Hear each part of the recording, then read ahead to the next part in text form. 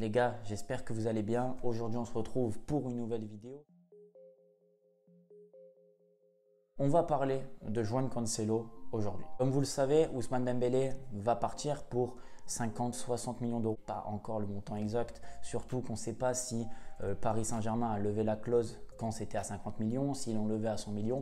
On n'a pas encore plus d'infos que ça. À mon avis, ça serait pour 50 millions d'euros. J'ai même entendu que le Paris Saint-Germain a essayé dans le deal de mettre certains joueurs. A surtout parlé de Neymar et le Barça apparemment a refusé. Bref, c'est à prendre avec des pincettes. Avec le départ d'Ousmane Dembélé, on se retrouve à devoir combler un poste qui nous était important, ou surtout Ousmane Dembélé était ce joueur de déséquilibre qu'on avait besoin, qui n'était pas forcément régulier à cause de ses blessures, mais sur son couloir droit, il était important dans le déséquilibre, dans le centre, dans la finition aussi. Donc on perd quand même un élément important. Pour moi, je pense qu'on s'en sort bien pour 50 millions d'euros, mais il faut savoir le remplacer. Donc comme j'ai pu vous le dire quand je faisais encore des vidéos à l'ancienne, moi je ne suis pas pour le il part, on remplace. Sincèrement, je ne suis pas pour ça. Je pense qu'il faut s'appuyer sur des joueurs qu'on a au sein du club, essayer de les développer, que ce soit les jeunes, les joueurs qu'on a actuellement. Mais quand je prends du recul et que je vois le profil de Dembélé et ce qu'il apporte quand il est vraiment en forme, on a affaire à un joueur spécial. On a affaire à un joueur qui a un talent inné, qui a ce rôle de déséquilibre et qui peut faire basculer un match sur une action, sur un geste.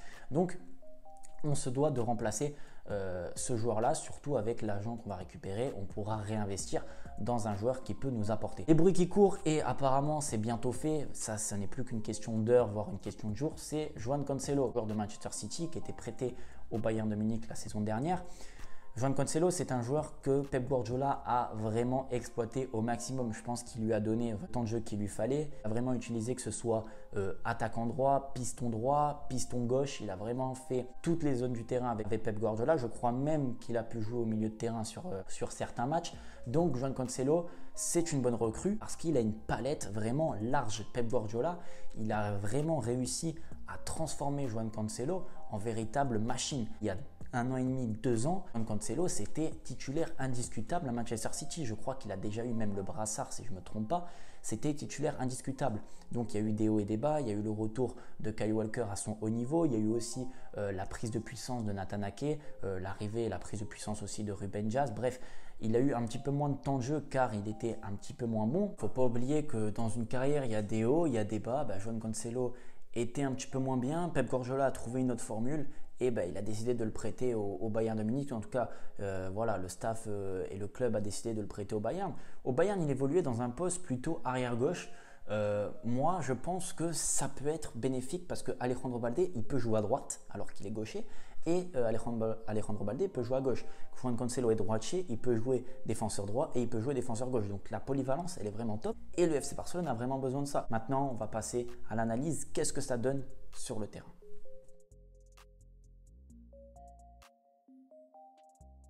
Donc João Cancelo, on a un profil vraiment différent. C'est un profil atypique et pour moi, je suis quasiment sûr, si on recrute João Cancelo pour remplacer Dembélé, on fait une fausse route, sincèrement. Il peut compenser. Par contre, João Cancelo, c'est un latéral droit. Pour moi, c'est un piston droit qui est capable d'apporter tant offensivement, tant que défensivement. Je ne suis pas sûr qu'il va apporter la même chose que Dembélé a apporté, c'est-à-dire cette percussion récurrente, ce dribble sans cesse que Dembélé fait avant tout. Cancelo, il va apporter de la technique, du dribble, de la vitesse, de la percussion, mais il va surtout aussi apporter défensivement. Le mec, c'est vraiment un rock. Il est costaud, il est grand, puissant, rapide.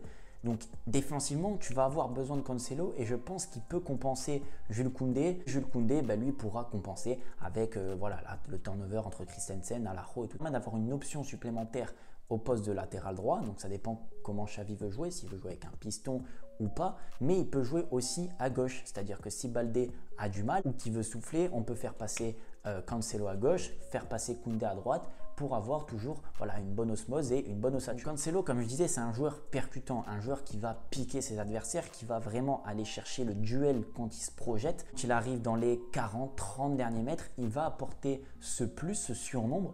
Et surtout, il va apporter cette dangerosité dans les 15-20 derniers mètres. Il va arriver au centre, il va arriver sur son côté, il ne va pas hésiter à centrer pour déposer un ballon millimétré. Il a un pied droit vraiment fabuleux. Il utilise toutes les surfaces de son pied, extérieur du pied, semelle. Donc vraiment, il a une grosse palette technique et il peut être vraiment intéressant quand il va se projeter. Mais il ne faut pas se priver de la qualité défensive du joueur qui, pour moi, en termes de vitesse en 1 contre 1 difficilement prenable. Alors après, voilà, il y a des hauts et des bas, ça dépendra le type d'adversaire qu'il affrontera et qu'il aura sur son côté. Si Xavi trouve la bonne formule, on peut faire en sorte que João Cancelo puisse apporter offensivement et qu'il puisse aussi apporter défensivement pour ne pas perdre en qualité de joueur, ne pas le brader sur son côté et le faire jouer au poste de Ousmane Dembélé, ce qui je pense ne sera pas bénéfique pour nous mais aussi pour lui. Moi, ce que j'adore avec João Cancelo, c'est sa polyvalence, le fait que ce joueur peut jouer à gauche. En fait, je suis assez impressionné par le développement que Guardiola a su lui faire, que ce soit avec Manchester City, puis après il a accompagné tout ce qu'il a appris avec City au Portugal.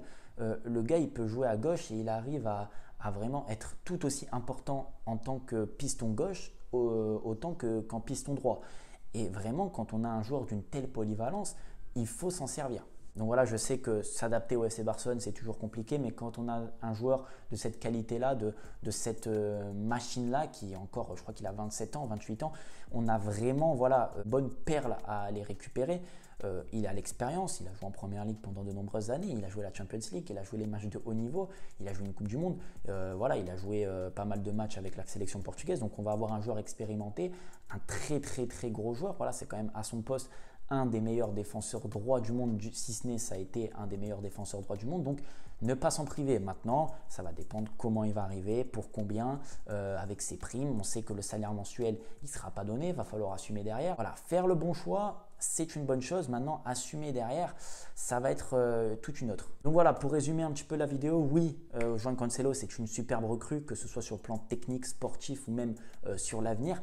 Après, voilà, il ne faut pas recruter Cancelo pour remplacer Ousmane Dembélé. Ce n'est pas forcément le but. Il faut remplacer Ousmane Dembélé petit à petit avec les joueurs de l'effectif et Cancelo doit apporter justement ce plus et cette plus-value sur le terrain grâce à ses atouts à lui et pas les atouts qu'on attend de Cancelo avec un Ousmane Dembélé. J'espère en tout cas que la vidéo vous aura plu. N'hésitez surtout pas à me dire ce que vous en pensez vous en commentaire de João Cancelo, si vous trouvez que c'est une bonne recrue ou pas. En tout cas, on ne va pas s'avancer plus que ça, on attend la confirmation, mais c'est en train de se préciser. Il nous reste vraiment, je pense, quelques heures, voire vraiment quelques jours grand maximum pour que João Cancelo soit barcelonais. Je vous dis à la prochaine, prenez énormément soin de vous, on se retrouve très bientôt pour une nouvelle vidéo, je suis en train d'en préparer un petit peu sur des sujets qui peuvent vraiment être intéressants. Je vous dis à la prochaine, ciao ciao.